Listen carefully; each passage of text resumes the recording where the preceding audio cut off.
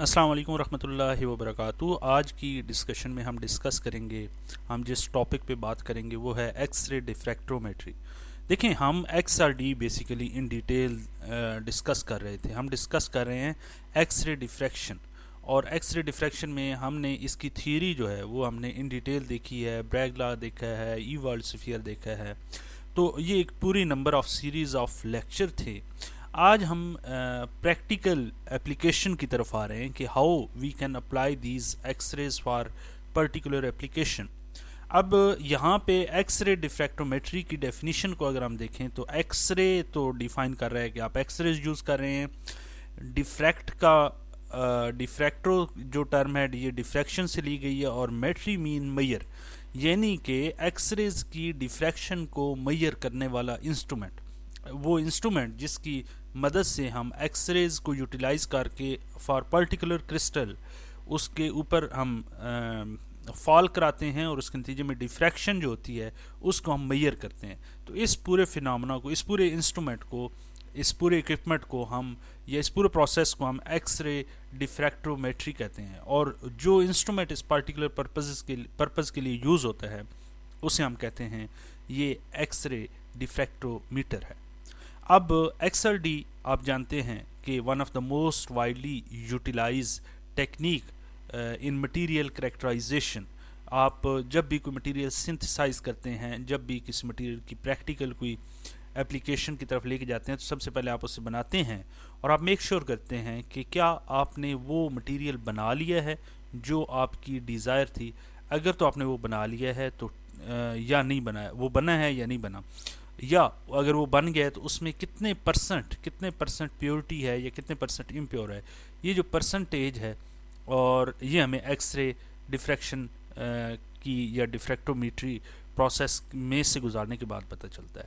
Similarly अगर आप ये फाइंड करना चाहते हैं कि आपने जो मटेरियल बनाया है उसका फेज़ क्या है, उस फेज़ को भी आइडेंटिफाई करने के लिए आप इसी प्रोसेस को, इसी टेक्निक को यूज़ करते हैं। तो इसके अलावा और भी नंबर ऑफ़ एप्लीकेशंस हैं, लेकिन ये मैंने क्रिस्टलाइट साइज़ अगर आप फाइंड करना चाहते हैं वो भी आप एक्स रे डिफ्रैक्शन के फिनोमेना के थ्रू करते हैं। तो कहने का मकसद ये है कि ये one of the most widely utilize technique है इन मटेरियल करेक्टराइजेशन। अच्छा, सोली मेन पर्पस जो इसका हम यूटिलाइज करते हैं वो क्रिस्टल स्ट्रक्चर फाइंड करने के लिए करते हैं। और क्रिस्टल स्ट्रक्चर फाइंड अगर हम कर लें कि ये कौन सा मटेरियल है, तो हमें सॉफ्टवेयर सारी उसकी इंफॉर्मेशन बता देता है। और क्रिस्टल स्ट्रक्चर से, यहाँ से ये बात आपको मैं दोबारा एक दफ़ा याद करा दूं कि जब हम इसकी थ्योरी डिस्कस कर रहे थे तो हमने कहा था कि ये एक्स रे डिफ्रैक्शन जो है सिर्फ ये क्रिस्टलाइन मटेरियल की बहुत अच्छी पीक्स आती हैं। तो ये नहीं, अगर आपने मटेरियल की क्रिस्टलिनिटी देखनी है तो वो भी आप एक क्वालिटेटिव असेसमेंट कर सकते हैं कि मटेरियल क्रिस्टलाइन है या नहीं है। अगर आपके पास मटेरियल क्रिस्टलाइन होगा तो you will get a very sharp and very fine peaks. However अगर आपके पास अमार्फस हुआ तो फिर आपकी ये वाली जो पीक है इसकी ब्रॉडनेस हो जाएगी, इस तरह की। ये क्यों होती है इसको भी हम आगे चल के डिस्कस करेंगे कि ये वाला फिनोमेना क्यों होता है। लेकिन कहने का मकसद ये है यहाँ पे कि इस पर्पज़ के लिए भी आप इसे यूज़ कर सकते हैं। तो इस ट्रेडिशनली ये कहता है कि हम इस पूरे प्रोसेस को एक्स रे पाउडर डिफ्रैक्ट्रोमेट्री कहते हैं, क्योंकि आपके पास पाउडर सैंपल मोस्टली यूटिलाइज होता है फॉर दिस पर्टिकुलर टेक्निक।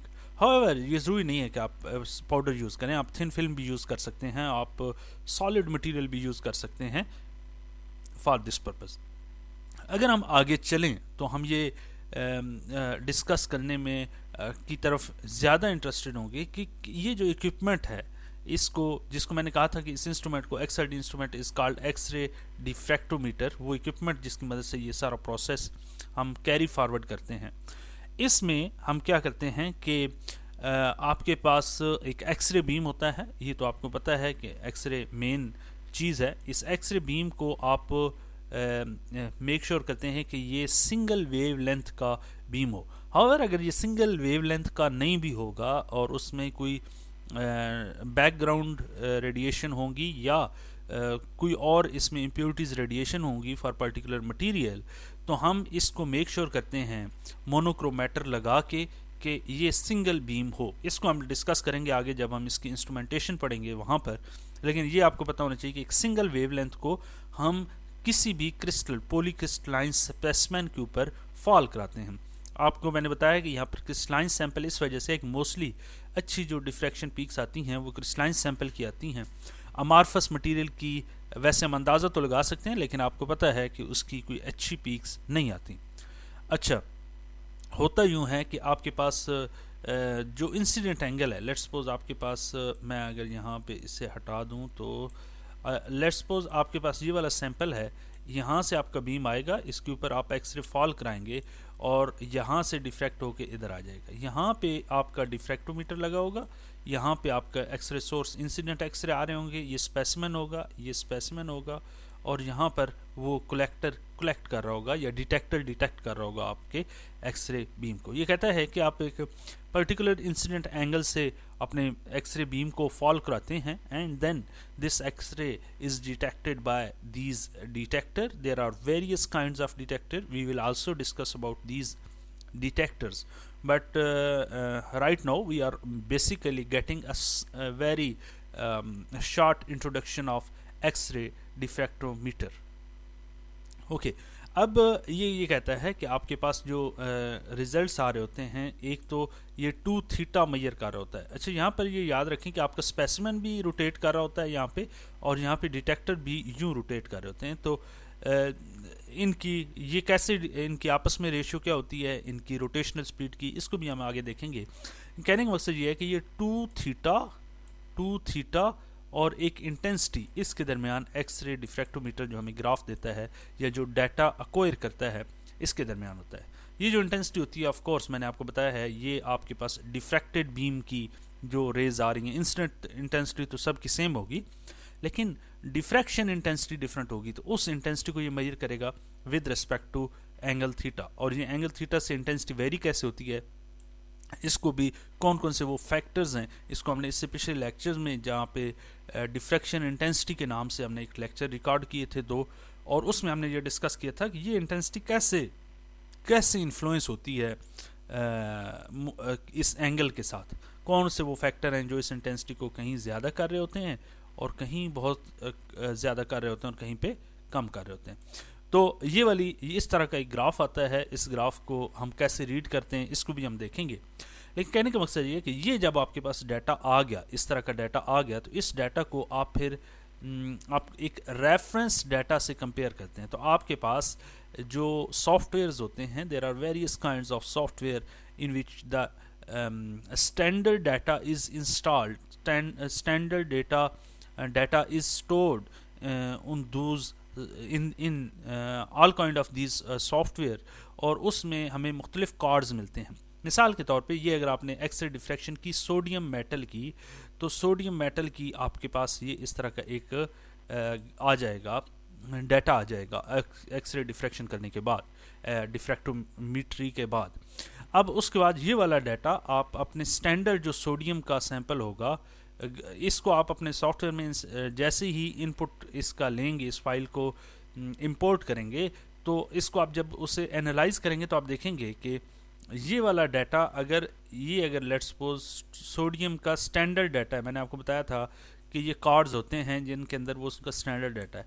अब इनको, इस डाटा को वो सॉफ्टवेयर इससे कंपेयर करेगा, यानी ये वाली पहली वाली पीक यहाँ पे, ये स्टैंडर्ड की यहाँ पे थी, इसकी भी यहाँ पे है, दूसरी पीक इसकी इस एंगल पे है और इसकी इस एंगल पे है, तीसरी इसकी इस एंगल पे है और इसकी इस एंगल पे।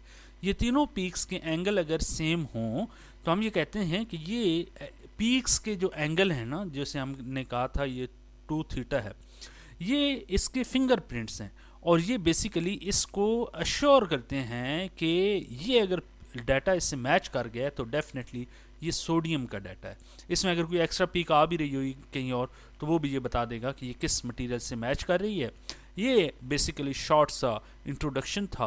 और ये वाला जो डाटा होता है स्टैंडर्ड डाटा, इसमें thousands and thousands of cards install होते हैं, मुख्तलिफ एलिमेंट्स के भी, कंपाउंड्स के भी, और each and every kind of material data is available.